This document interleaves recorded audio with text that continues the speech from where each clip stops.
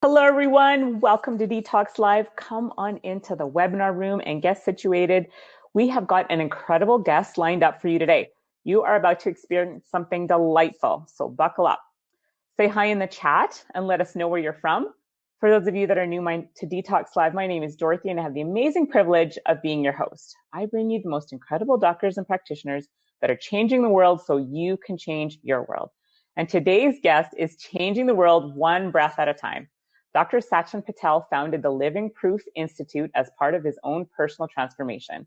When he couldn't find answers through conventional medicine, he began to explore functional and lifestyle medicine, and it dramatically changed his life. Dr. Sachin is most notably a father, husband, philanthropist, functional medicine practice success coach, international speaker, and author. His philosophy is that the doctor of the future is the patient, and he is actively doing whatever it takes to keep people out of the medical system and empower them through education, self-care, and remapping their mindset. My personal experience with Dr. Sachin is that he is so centered and grounded that you immediately become centered and grounded because he radiates those qualities so strongly. He cares about others so deeply, and he absolutely exudes wisdom and kindness. Welcome back to the show, Dr. Sachin. Thank you. What a lovely introduction and what a profound honor to be back to share this information. Thank you, Dorothy. I greatly appreciate it. Oh, we're so happy to have you back. We love having you. Before we get started, I just want to let you guys know how you can connect with Dr. Sachin later. Go to thelivingproofinstitute.com. And I think he's actually got a surprise to give to you guys later, so hang on for that.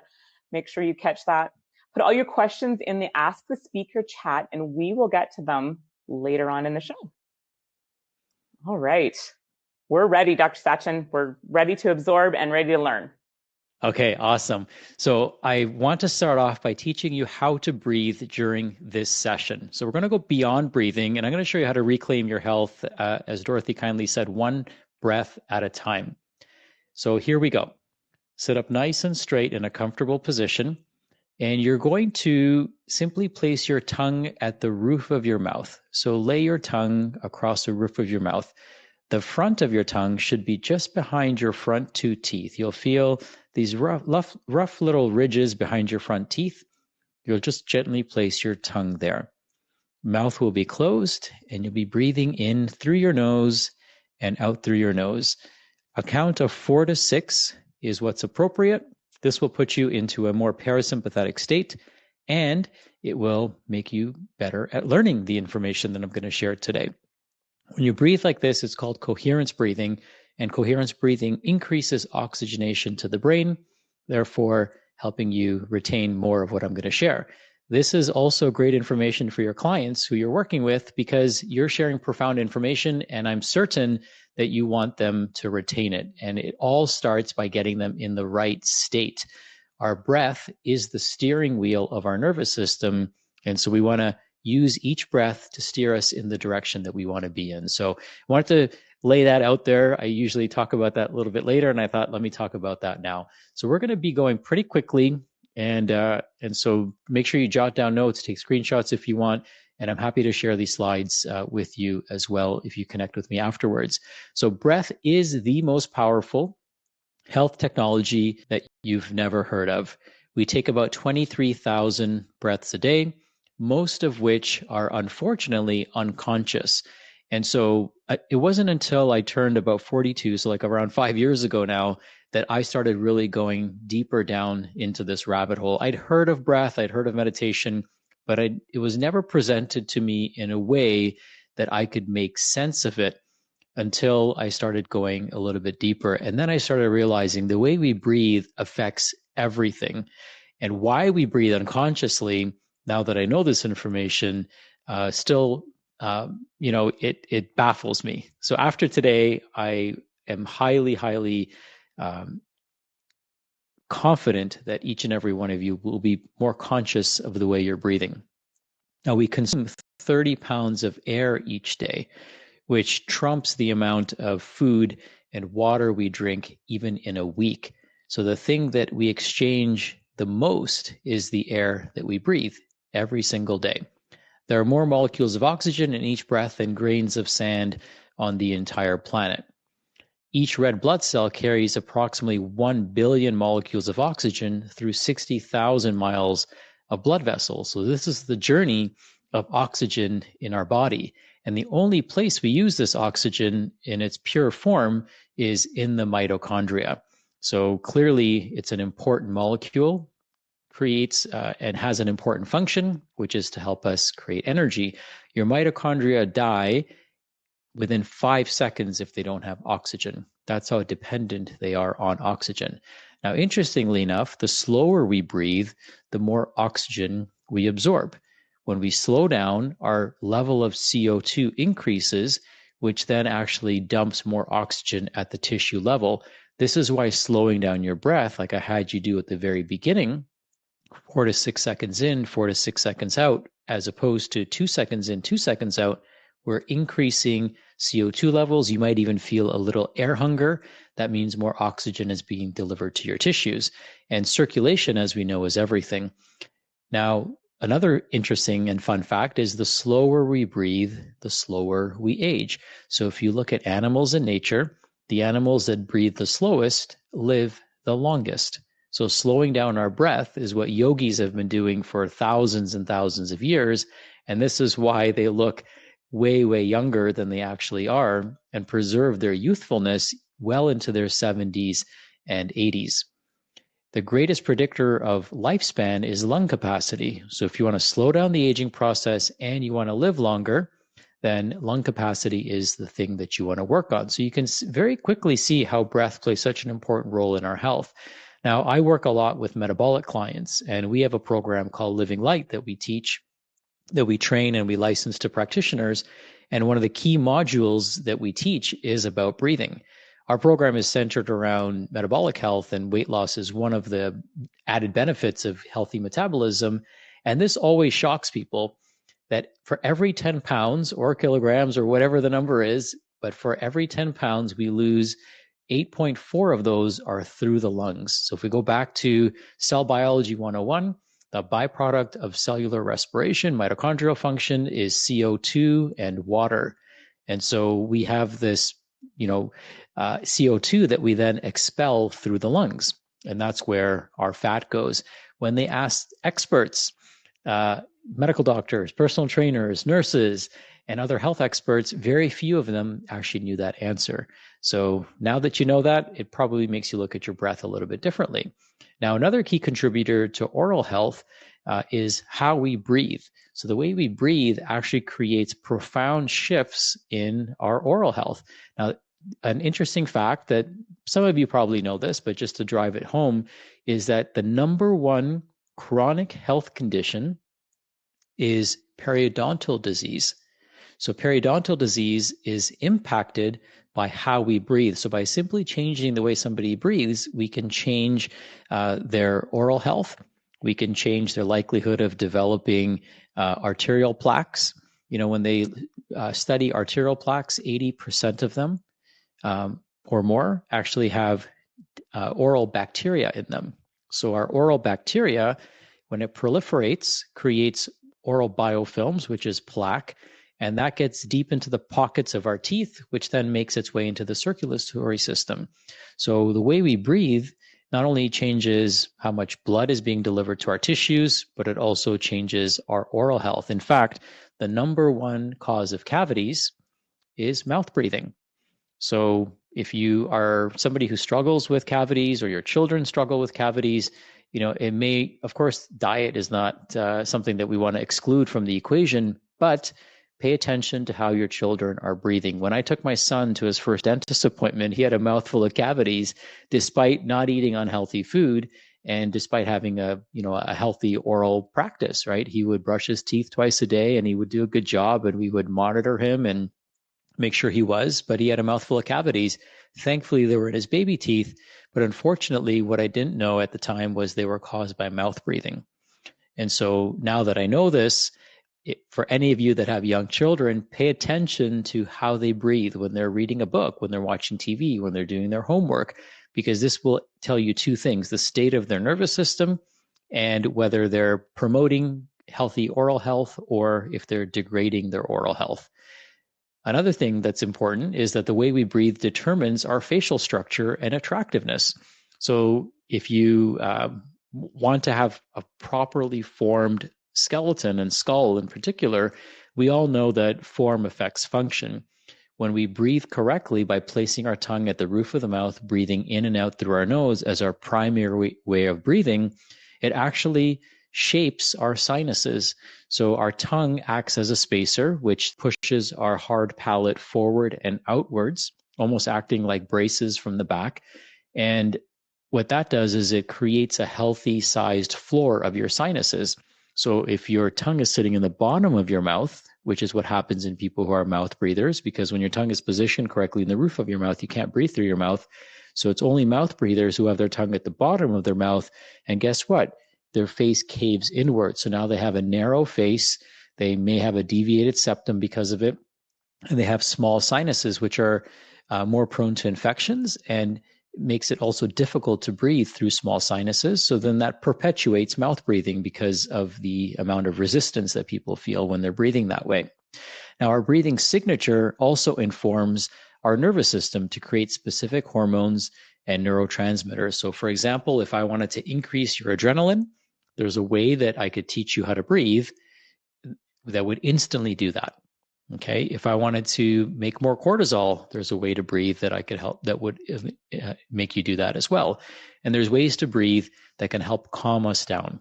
Okay. So learning how to breathe and understanding that it's a powerful modality is such a great tool in your toolbox for your clients. Now, here's a little bit about me. I got into this work a few years ago. If you look at the very top picture and you look at the bottom picture, you might notice, to the trained eye, you might notice that my face looks different. So at the very top was me when I just started learning about breath work. That's me with my mentor, Giovanni Bartolomeo. And the one on the bottom is about 2 years ago when I went to go visit James Nestor in Costa Rica at his retreat. And what you'll notice is, just to point it out, is my face is wider because I changed the way I was breathing. And that means it's never too late. It's absolutely never too late to place your tongue in the correct position. You'll benefit immediately, but over time, there'll be significant structural benefits as well. Now, for those of you that aren't as patient, you can actually get palatal expanders even as an adult, and that will widen your upper palate, which will create a much bigger sinus cavity as well. So there's ways that you can do this naturally by learning how to breathe. And there's ways that you can do this mechanically by seeing a dentist who can help you open up your airway. If you're ever looking for an airway dentist, you can go to www.askthedentist.com. At this event, I met a wonderful dentist, Mark Berhaney, and he is an airway-focused dentist. So there's dentists that focus on your teeth, and of course, that's important, but there's also dentists that focus on how your facial structure is impacted by your jaw structure and your teeth, which then opens up your sinuses. So an airway dentist is your best friend, and finding a dentist that focuses on whole health is a great ally and can be a great source of referrals for you as well. So my objective today is to give you a ton of value. Okay. Now I do have a breathwork bundle. You can go to breathworkwithsachin.com and get access to it. Like I said, I'll share these slides with you. But my goal today is to help you understand a few things. One is that the greatest sign of sophistication, the ultimate sophistication, is simplicity. And so a lot of times we might think of something as breathing as too simple. There's no way that this one thing that I can change can have such a profound effect on my health and wellness. And I used to think the same thing. So when breath work and breathing was first presented to me, probably over 10 years ago, I kind of poo-pooed it because it just seemed too simple and too good to be true. But once I went down the rabbit hole and started connecting the dots, I realized that, wow, this is actually a very sophisticated modality and can have a profound effect on somebody's health. And then, of course, COVID happened and everyone, was scared of an upper respiratory tract infection, but nobody was talking about breathing. And that's when I started to realize that something is amiss here. Let me double down on this and see what I come back with. And then it just blew my mind what I learned, no pun intended. And I'm here to bring it to you in a very simple and easy to understand way. So that's one of my main objectives today. So let's go through a few things. Why do we breathe?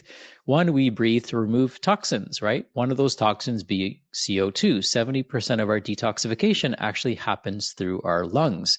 And that makes sense, right? If I was an intelligent designer, I would take the thing that you have to do every single day and you do whether you're conscious of it or not, and I would turn that into a pathway for healing, right? If you have to breathe every single day, 23,000 times a day, plus or minus, then I'm going to try to piggyback as many benefits off of that as I possibly can.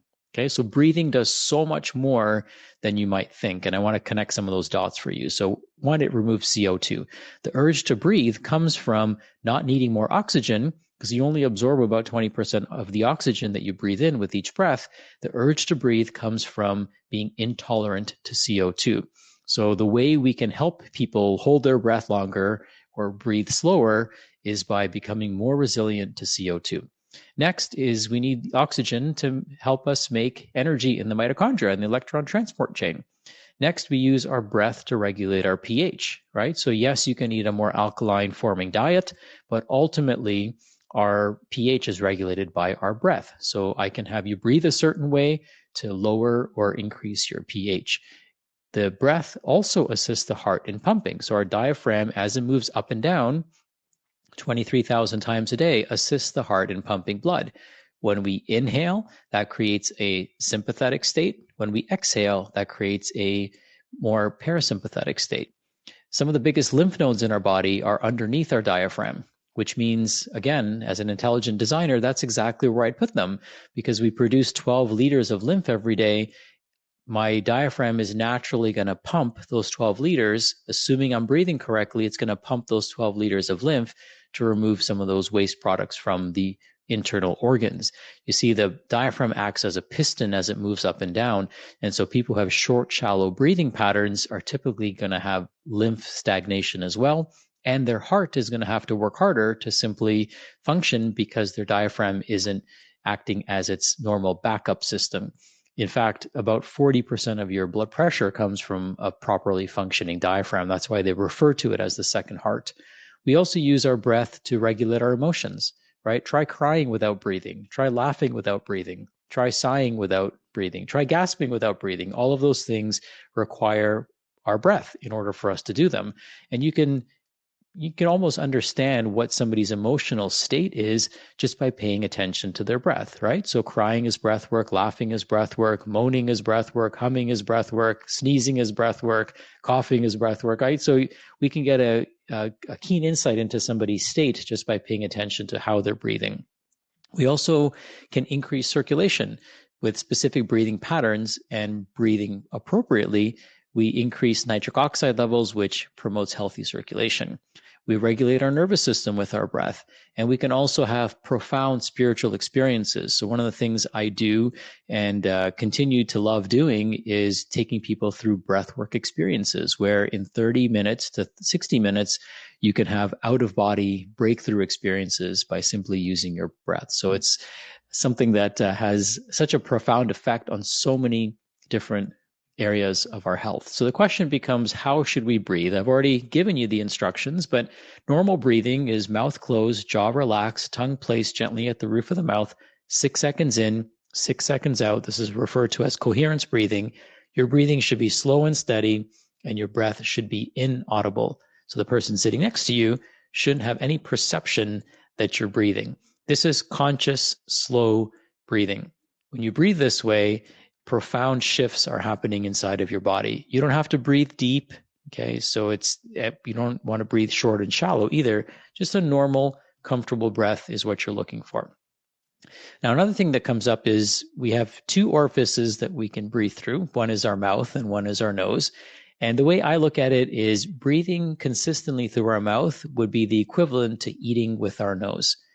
Yes, you could probably do it. Yes, you could probably drink with your nose if you wanted to, but it's not the right hole to do it with. And breath is the same way. There's many reasons why we should be breathing through our nose, and I hope to make a case for it by the end of this slide. So one, it cleanses the air of particulates. As all of you know, we breathe 30 pounds of air a day. You want to cleanse that air as best as you can. So we have a slimy mucous membrane, and we have hair follicles right in our nose. and we have little cilia that capture these particles. This is why breathing slow is so important, because the slower we breathe, the more we can cleanse the air before it goes into our lungs. Our lungs also have a microbiome. It pressurizes the air. So there's 20% more oxygen delivery to the alveoli when we breathe through our nose, because our nose slows down the air and pressurizes it through the turbinate. So we have this intricate structure that you see here in the image that has a purpose. It spins the air and pressurizes it. Our mouth doesn't do that. It also moisture regulates the air. So, when we breathe in and out through our nose, we actually recapture the moisture that we would be expelling, right? Our body's very efficient. When you breathe through your mouth, that doesn't happen. So people who are habitual mouth breathers, they always feel thirsty and they are more likely to dehydrate themselves. We also temperature regulate the air. There could be literally 100 Fahrenheit degree difference in the outside air and the air at the bottom of your lungs. So think about it. If it's minus 10 degrees outside, we've got to get that air to your body temperature by the time it gets into your lungs. And so when we breathe through our nose, we also temperature regulate the air as well. We also lower the activation of the immune system. Our nose cleanses the air of pathogens, and our mouth is full of pathogens. So when we breathe through our mouth, it makes the air dirtier instead of cleaner versus breathing through our nose. We also regulate our nervous system. When we slow down our breath, it puts us in a more parasympathetic state. We also preserve oral health by breathing through our nose, because we're not drying out our saliva, creating a situation that depletes us of beneficial bacteria, and also creates a situation where we have more gum inflammation and periodontal disease. It disinfects the air, so our nasal mucosa is lined with nitric oxide. Nitric oxide is a antipathogen, so it kills viruses on contact, and it serves as our initial defense against the outside world. So if you were to ask somebody where the immune system starts, it starts in your nose. Okay, and then we also obviously have an immune system in our lungs. We have an immune system in our digestive tract, right? And we have an immune system in our bloodstream, but we start with the immune system and the defense system being our nose. And our nose when we breathe through our nose, it also has an antidiuretic effect. So people who breathe through their mouth, not only do they not recapture the moisture, but mouth breathing is a diuretic, which means that they're more likely to wake up in the middle of the night to have to use the bathroom. So by simply getting people to breathe through their nose, you can see all the profound benefits that take place just by making that one simple shift. And it starts with awareness. About 50% of people are habitual mouth breathers, and which means 50% of us aren't.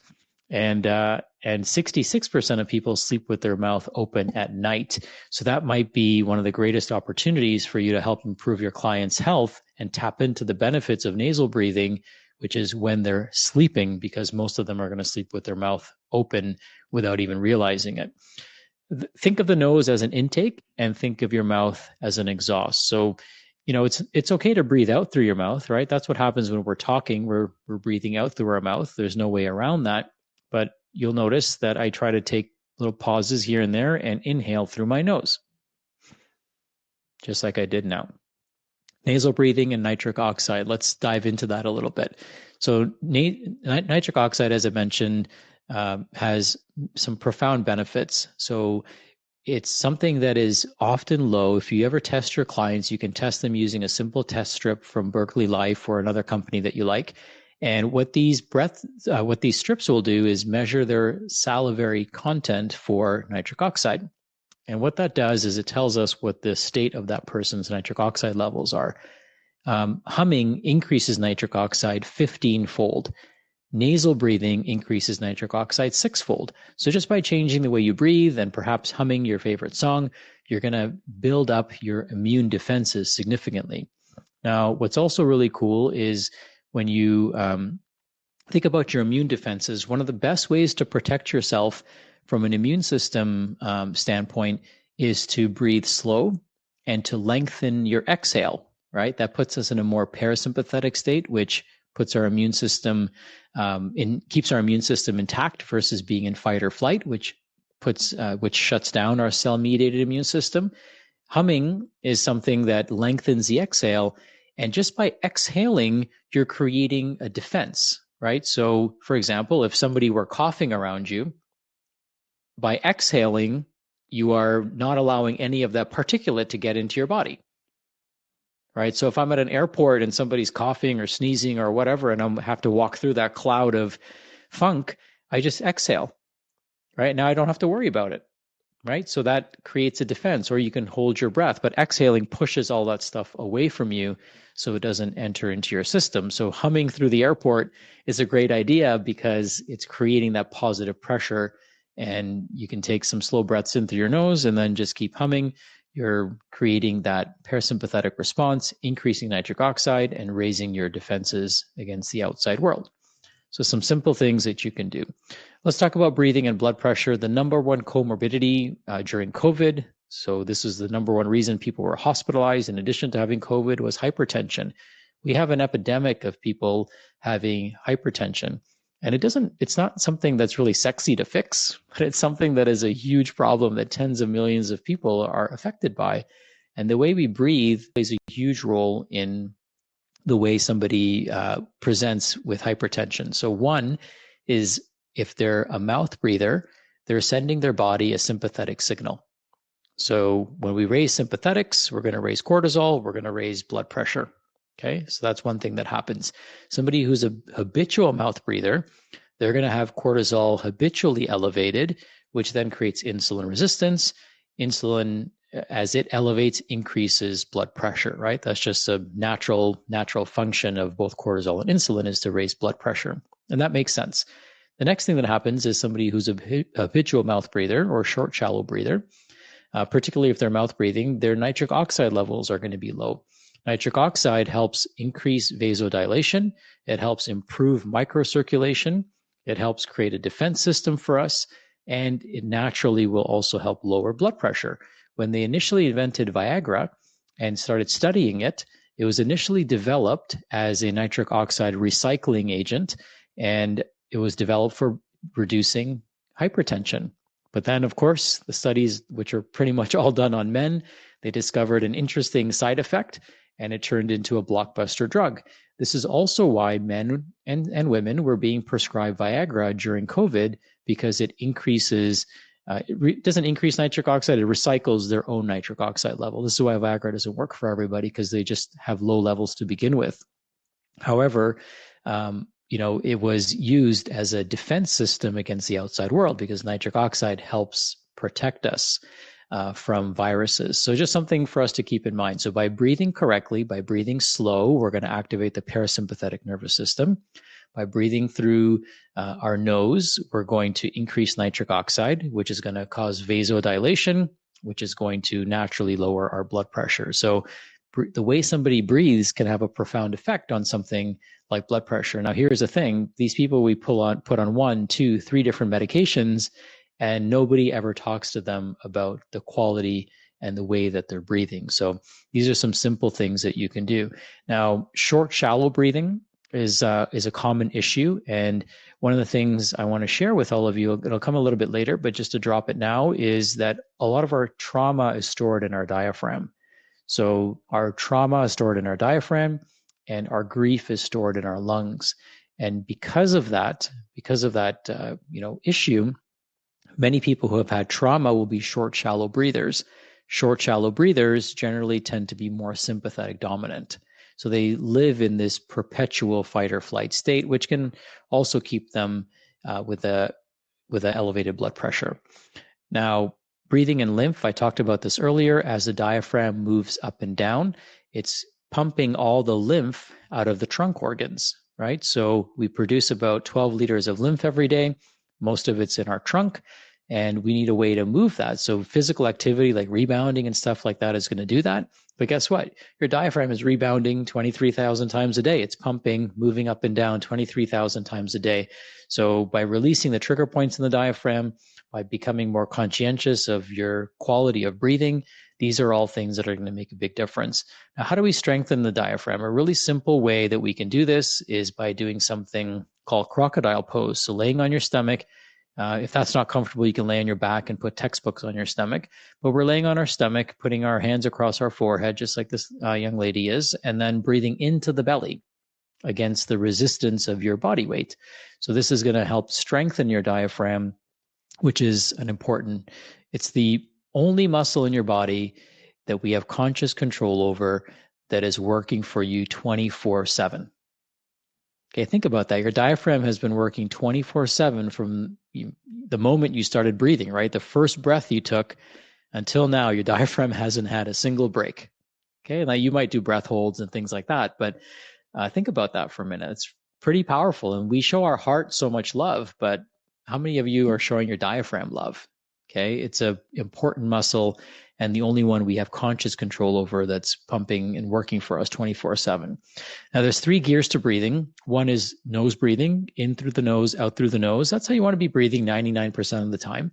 Nose to mouth, which is with mild exertion. So if you're going to run up the steps, a couple flights of steps, you might breathe in through your nose and out through your mouth. Okay. And then if you're going to go through an extreme exertion like a sprint, then we want to breathe in and out through our mouth. And the reason we might want to do that is because it's short-lived, short duration, right? Just a minute or two here and there. And we want to assist our heart in pumping blood. So remember, when you take a sharp inhale, your lungs expand. That squeezes your heart, right? When you sharply exhale, your diaphragm, pushes upwards and pumps your heart as well. So with the mechanical forces at play, that fast exchange of air is going to help increase blood pressure so you can get that blood to your arms and legs so you can run away from whatever is chasing you, or you can run as fast as you possibly can if you're doing some sprint intervals. So there's a time and place for breathing in and out through the mouth, and that's with extreme exertion. And then after that set is done, or after you're done your sprint, you're going to go try to get back to breathing in through your nose and then out through your mouth. And then you're going to get back to breathing in and out through your nose and go back to 6 seconds in, 6 seconds out. The quality of your health is actually not determined by how hard you can push yourself. It's determined by how quickly you can recover after pushing yourself. So you can assist your body in recovery by learning these simple breathing gears. And so you can gear up and down as the level of exertion increases. Now, once you're unable to breathe in and out through your nose exclusively, you've exceeded your metabolic capacity. Okay, this means that you cannot stay in that state of breathing in and out through your nose. So now you're past your metabolic tolerance level. And so when we work with our clients, one of the things that we have them do is we want them to stay in this nose in, nose out state of breathing, because anything more than that is going to start activating their sympathetic system. And many clients that we're working with specifically have way too much stress in their life. They're already pushing themselves too hard. So we don't want them to get to that point where they're not able to breathe in and out through their nose until they've recovered enough from their persistent stress response where we feel we can push them again. Okay. Now let's talk about the tongue, because that is part of our facial anatomy and very important and often overlooked. Your tongue is actually one of the most important muscles in your body that, again, nobody talks about. Your tongue actually holds the front of your head up. So it actually acts as a postural muscle.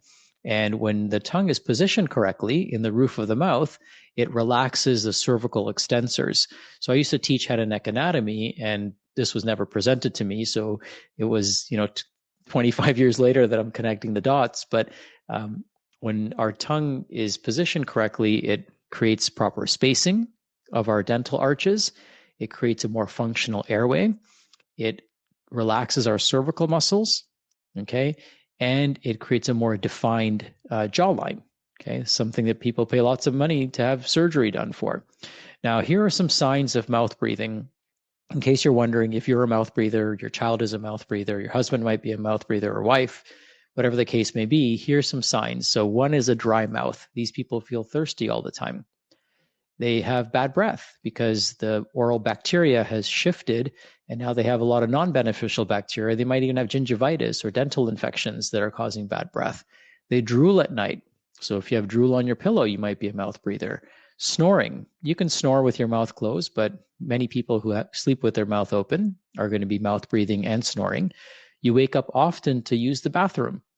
Okay, so before I knew all this stuff, I would snore. Okay, it's embarrassing, but true. And I would have to wake up in the middle of the night to use the bathroom, no matter how little water I drank in the middle of the night. And it wasn't until I started mouth taping and I started doing, some tongue and facial exercises to get rid of the snoring, that I didn't have to wake up in the middle of the night anymore. And, sometimes that can be very disruptive to your partner, not just the snoring, but the waking up part as well. People who feel tired upon waking up, okay, they are often feeling that way because they're mouth breathing at night. So I've had countless cases of people that come to me and they have morning fatigue, and the old me would run a whole bunch of labs on them, perhaps try a whole bunch of different supplements on them. But by simply using a 1 cent piece of tape, within 2 days, most of these issues are resolved, and they're just in complete shock and disbelief how quickly it works for them. Anxiety or feeling stressed for no reason. That person might be a mouth breather because they're already priming their nervous system to be in a pseudo stressed out state. Hypertension, lack of morning erection for men, and poor concentration and focus. These are signs of somebody who might be a mouth breather. Now, of course, these could all be other things, but think about something as simple as breathing through your mouth and the downward spiral it can cause in one's health. By simply changing the way you breathe, it can change so many things for you. Here's what facial structure looks like in somebody who is a mouth breather versus the cartoon on the bottom is a nasal breather. You can see there is a poor development of the jaw. There is a nose that has a bump in it or a deviated septum. And you can also see the retrognathic jaw structure and the forward head carriage. These are all things that are difficult to correct as an adult. So if you have children, then, pay attention to the way they're breathing. Mouth taping is one of my favorite modalities, okay? And all you have to get is 3M micropore tape. You can literally buy a roll of 12 for $10 on Amazon, and it'll last you like 2 years, okay? It lasts forever. You just need a small piece, and you just rip it and you place it vertically on your mouth. As you see in the illustration here, you can still breathe through your mouth. You can still drink through a straw if you wanted to. You can still talk if you need to. But this is one simple way to keep your mouth closed while you sleep. Works with facial hair. I use the exact same tape. It works with facial hair, works directly on the skin as well. If you're a woman or even a man and you don't have facial hair, and you find it's too sticky, you could just dab it on your shirt or your bed sheets a couple times and then place it on. It just makes it easier to take out. And James Nestor will tell you to push it out with your tongue. If it's really sticky, just push it out with your tongue and it comes off much easier in the morning. So mouth taping is one of my favorite modalities. My whole family's been doing it for the last 5 years, including my son, who's 14 now. So he's been mouth taping since 9. If you have young children, there's something called myotape, and myotape goes around the mouth.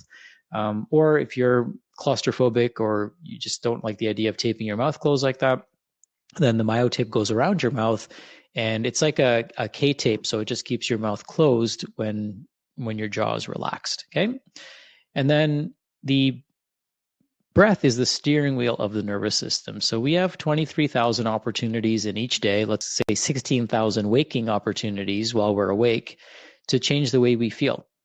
We literally have access to how we want to feel with each breath.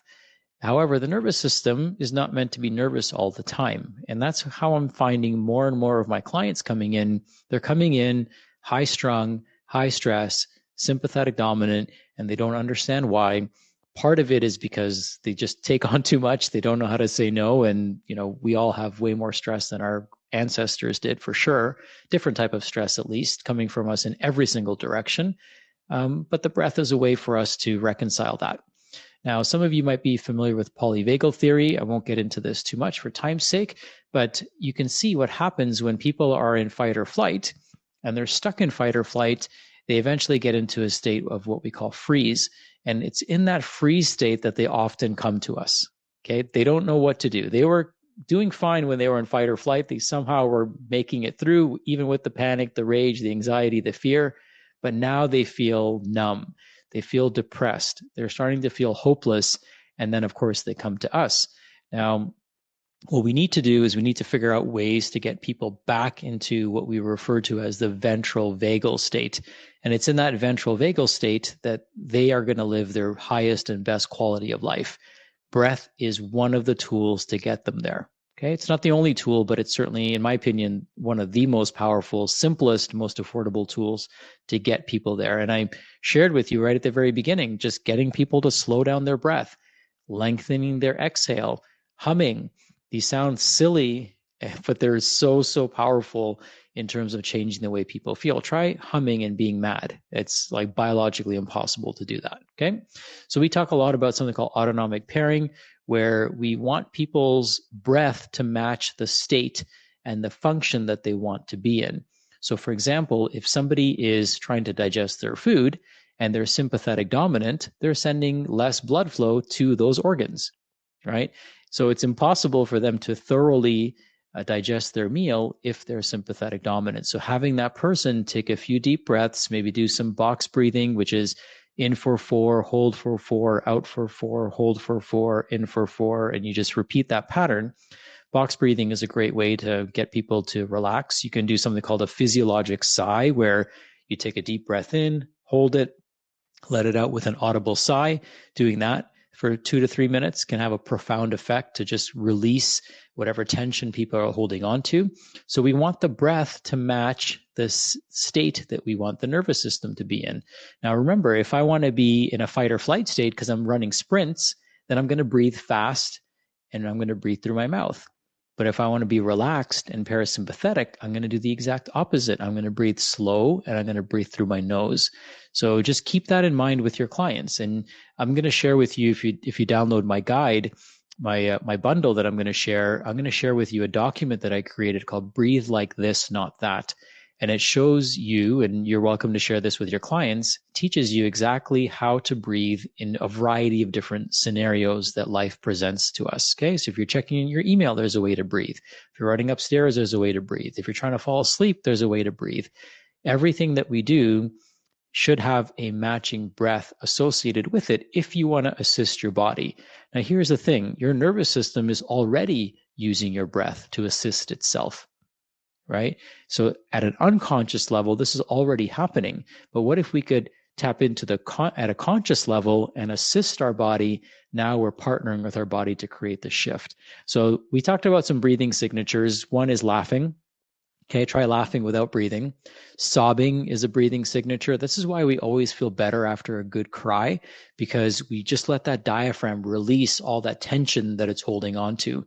Yawning is a breathing signature. This probably means that we're not getting enough oxygen. So when you yawn, it's a sign that you probably need to take a few deep breaths and clear out the CO2 that's building up in the lungs and replenish it with some nice fresh oxygen. Gasping. Okay, so if a lion walked into your office, you would gasp. Rapid expansion of the lungs squeezes the heart, instantly increases blood pressure. So you see how the body's already doing that.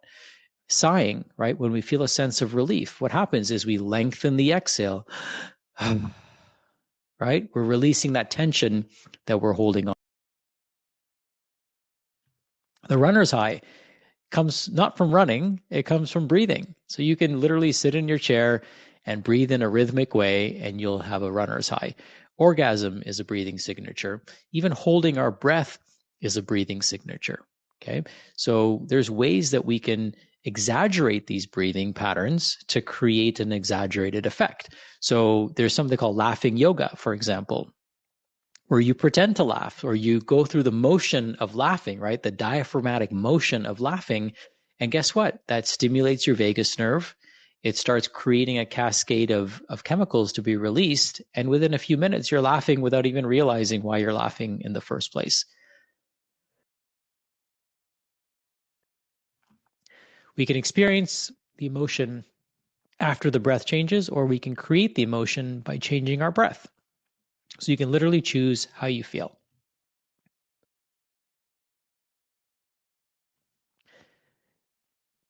Let's get into some other issues.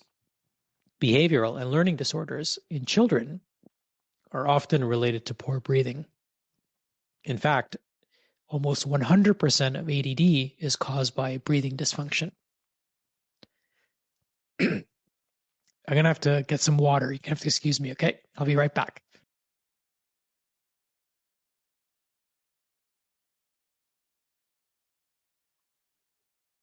Hang on, guys. Just a reason for us all to think about. Sometimes we just need a break, right? He's been doing a lot of breathing while he's talking, right? So he just needs a little bit of water. What is your favorite thing you guys learned so far? Put it in the chat.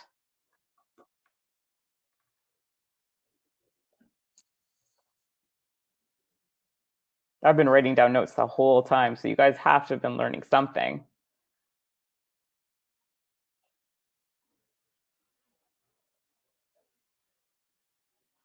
ADD and breathing. What else?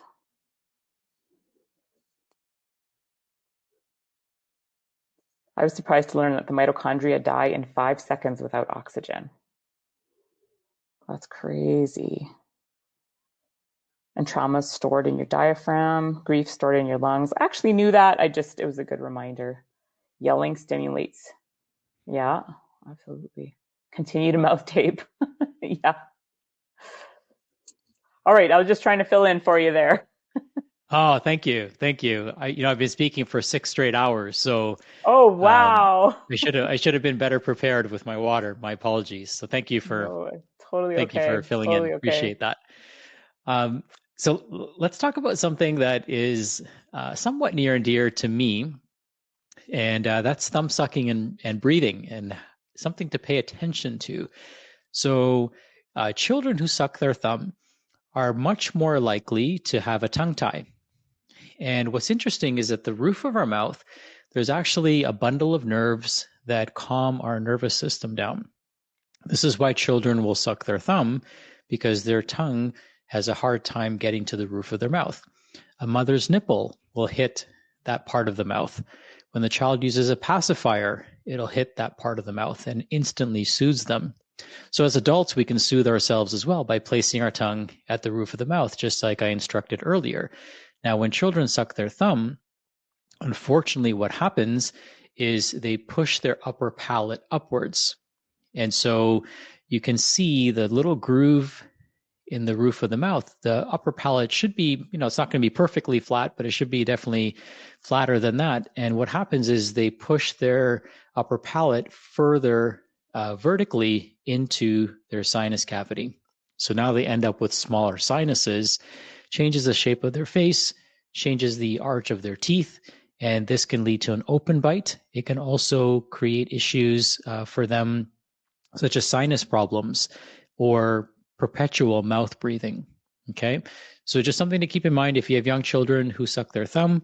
Pay attention to that. It's maybe cute to a certain point, but not cute when you get the dental bill or when they become habitual mouth breathers or they have overcrowding of their teeth, as you see with this individual here, because when they're not sucking their thumb, guess what? Their tongue is usually at the bottom of their mouth instead of the roof of their mouth.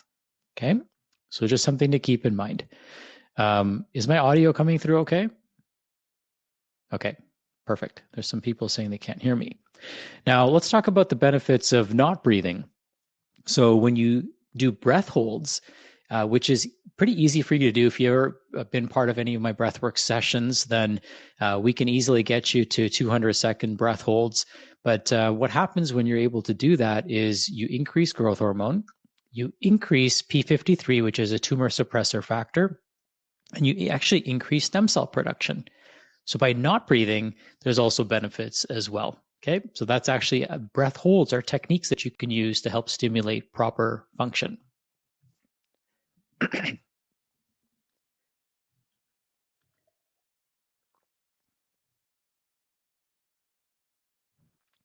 All right, home stretch. Let's talk about snoring. Friends don't let friends snore. So if your spouse snores, kicking them out of the room doesn't fix the problem. There's some techniques that you can use that can be beneficial for them, but snoring is a dysfunctional form of breathing. 65 million adults snore. Many of them don't even know it. 10% of children snore. And the current solutions are not really root cause driven. Weaken the diaphragm, like a CPAP weakens your diaphragm. It destroys relationships. In fact, it's the number 3 cause of divorce. And it leads to a variety of health challenges as well. So this might be a little bit small, but there's a whole host of issues that happen when people are habitual snorers. Restless sleep, relationship stress, disrupted rhythm, hormone imbalances, chronic inflammation, weight gain, poor dental health, feelings of stress, unhealthy digestion because they're sympathetic dominant, right? So it causes a huge disruption in people's lives, and they may not even be aware of it. It leads to things like food cravings, Alzheimer's, diabetes, mental health issues, and of course, difficult weight loss as well. There are ways to reduce snoring significantly. This is a friend of mine who was kind enough to share his case study. So using the very techniques that I'm happy to share with all of you, by doing breathing exercises and tongue exercises and swallowing exercises, within just a few days, he was able to significantly reduce his snoring score. Now, funny story with me here, when I used to snore, which I told you about, my wife would nudge me and she'd be like, "Stop, you're snoring." And I would deny the fact that I was even sleeping. I'd be like, "What are you talking about? I'm still awake." And she'd be like, "No, you're snoring." I'm like, "There's no way I'm snoring." And she's like, "Yes, you are." So then I downloaded the app. It's called Snore Lab. You can download it to your phone. Works in airplane mode. So what it does is it records you while you're sleeping. That's what you're seeing here on the screen. So I had my friend do it because he was driving his wife nuts. So he measured his score, did the exercises and 3 days later measured again, and he was significantly better. So your body doesn't resist when you do what's right. And so we just have to do what's right, and amazing things start happening. So it can happen very quickly. You can turn things around pretty quickly if you snore. Common causes of snoring: weight gain. Males generally snore more because we have more muscles around our neck. Muscle relaxers or sleep medications or alcohol will cause us to snore. Mouth breathing, narrow airways, adenoids, tonsils, an enlarged tongue, which can be caused by food sensitivities. Anemias can enlarge the tongue. Iron and B12, for example. Hypothyroidism can enlarge the tongue. And then for some people, a tongue tie can create some breathing issues as well that can cause them to snore at night. So children and snoring, about 10% of children snore, as I mentioned. And so the thing that you want to pay attention to is, does your child sleep with their mouth open? Okay, that if they do, even if they're not snoring, you're going to want to fix that, because that means their tongue is in the wrong position. They're going to have overcrowding of their teeth. They're going to have a small airway, which will turn them into more likely to be habitual mouth breathers. Okay. The other thing is, this is an interesting thing. I learned this from one of my colleagues, and he said that people who sleep on their sides, kind of crush their faces as well. So just keep that in mind. The quality of pillow that you're using can change the shape of your face, make your airway a little bit more narrow as well. And just something to take into consideration. So the $1 million question, do I snore? As I mentioned, Snore Lab is one of I have no affiliation with them. There might be other ones that are out there, but I like Snore Lab, and they do a great job giving you a snore score and then helping you actually improve the quality of your sleep. They also have some built-in exercises that you can do as well. Mine are free. These you have to pay for. So you can use them, or you can use the free ones that I share as well. And they're very powerful and they work very quickly. So here was my snore score. You can see making all kinds of racket throughout the night. And then here I am, and I got it down to 0. Okay. So it is possible. I am proof that you don't have to snore if you don't want to. And of course, everyone has different reasons. Everyone's facial structure is a little bit different. Dental arches are different. I get that. But for me, this was my reality, and you can see it no longer is my reality. So even if you get a 20, 30, 40% improvement, I mean, those are things I'll take all day. So just keep that in mind. You all can start somewhere, get some improvement, and then you can always see an airway dentist who can help you as well. So my guidance to you is to breathe right, sleep tight, makes a big difference in your health. Your breath is the most powerful healing tool you possess. It gives you control of every cell, tissue, organ, and system in your body. So use it wisely. And then we can share just a few quick exercises. So diaphragmatic breathing, range of motion, is taking a few deep breaths every single day, just like you would stretch your hamstrings out, or stretch your calves out, stretching your diaphragm, taking it through its full range of motion. So fully inhaling and fully exhaling. Some of you may also have trigger points in your diaphragm. The diaphragm is where we store our trauma. So think about somebody who's experienced trauma and is holding it in. right? Or if a child was told to stop crying, right? Guess what? Guess where they hold the trauma? In their diaphragm, because the only way to stop crying is to stop breathing first. So it's not uncommon when you find those diaphragmatic trigger points just underneath your rib cage for people to start releasing emotions and crying, or you may even have memories come up. Very, very common. So if that does pop up for you, just release them and let them go. Okay. A physiologic sigh is what I shared with you earlier, taking a deep breath in, holding it at the top. I like to squeeze my pelvic floor when I'm holding, squeeze all my muscles, and then release all my muscles and let go. Okay. With an audible sigh. Doing that 3 or 4 times, you're going to feel a profound shift in your state. Buzz breath. Buzz breath is really simple as well. It's like humming, but you're humming really loud. So you're humming in a way that vibrates your whole face. You're not trying to hide the fact that you're humming as loud as you can. And this is called Brahmari breath or bumblebee breath or buzz breath. And you're trying to hum at a frequency that gets all your internal sinuses to vibrate. This is going to increase nitric oxide production. And it's going to kind of shake things up and wake up the cilia in your sinuses as well. Bellows breath. So bellows breath is something that I did at Cellcore. This is rapid inhale and exhales.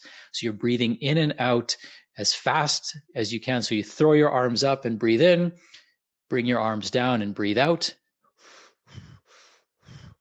This is going to activate the sympathetic nervous system. It's going to increase your heart rate, increase your blood pressure. So if you already have a high blood pressure and it's not controlled, I would avoid this one. But this is a jolt of energy that it gives you. So we also call it coffee breath, or yogic coffee is probably a more appropriate way to say that. And good jolt of energy. Midday crashes are something that bellows breath is good for. And then also in the morning, if you're getting your clients off caffeine, have them do bellows breath instead if they need a boost of energy in the morning. And the Bolt test. The Bolt test is referred to as the blood oxygen level test. This is one of the fastest, least invasive, most affordable ways to test your mitochondria. You can look it up online, but basically what you're going to do is you're going to take this test in the morning. You'll take a cleansing breath. A cleansing breath is where you breathe in, all the way out, and then you're relaxed. Then you're going to do that 2 or 3 times, just kind of clean everything out. And then you're going to take a deep breath in and then do a relaxed exhale. A relaxed exhale is where you just let the air out, but you're not pushing the air out. So your diaphragm is sitting in a neutral position. And then you're going to plug your nose and close your mouth, and you're going to time yourself to see how long it takes for you to get that first strong urge to breathe. Okay. So you're not holding your breath for as long as possible. You're identifying when you first feel that urge to breathe. Usually that's going to happen when at about 20 to 30 seconds for most people, some people less. The goal is to get to 40 plus seconds. Okay. Sounds easy. I don't know where all of you are at, but if you can get above 40 seconds, that's quite impressive. So even elite athletes have a hard time getting to past 20 seconds. So as you improve your breathing quality, your Bolt test scores will improve. And this is a great way to track your clients' progress if you're working with people remotely or even in person. It's a great way to track their progress. So just one more gift for all of you. As I mentioned earlier, you can scan this QR code with your phone, or you can go to Breathwork with Sachin. I'll just drop it in the chat if that's okay. And what I share with you here is a series of tools and resources. I have my Stop Snoring guide. So all the exercises you need to stop snoring. I've got a Breathe Like This, Not Like That guide. I'm happy to share these slides with you if you request them. And I also have some keynotes in there that I've shared, some advanced and introductory breathing techniques that you can use. And I also have a fully guided breathwork experience where it takes you on a 75-minute breathing journey. And this is great for those looking for a mental, emotional, spiritual breakthrough. If you're looking to release some stored trauma or old energy that isn't serving you and you want to get rid of that, it's a fully guided experience set to beautiful music, and you get to experience all of that absolutely for free. So I have nothing to sell you. This is something that is my gift to the world, my gift to all of you. And I thank you all for your wonderful patience with me and attention as well. Oh my goodness. You, Dr. Sachin, you are a gift to the world. How you've figured this all out and just kind of very succinctly just put it all together. That was amazing. I have so many questions, and there were other questions too, but we are at the top of the hour. So if you guys want to have Dr. Sachin answer some of your questions, please reach out to him. I'm sure he'd be happy to answer your questions. And make sure you download that Ultimate Breathwork Bundle. There's so much in there, you guys. I've downloaded it before. There's so much in there. Thank you. I've shared my email address. If anyone has any questions for me personally, you're welcome to shoot me an email. And yeah, just happy to be of service. Anything that I can do to help people breathe better is top of my list. Wonderful. Thank you so much. Thank you all for being here today. And if you haven't already done so, make sure you join our Facebook group, the Detox Heroes. And make sure you open the email that will have the recording of this, because there will be 3 of you that win a Silkcore gift certificate, right? So make sure you watch the recording. And you gave so much information, Dr. Sachin. I think we all could. I wrote this many notes. And I'm sure if I watched it again, I'd probably have even more notes. So that was fantastic. Thank you all for coming today, and we will see you all on the next live. Bye for now. Bye.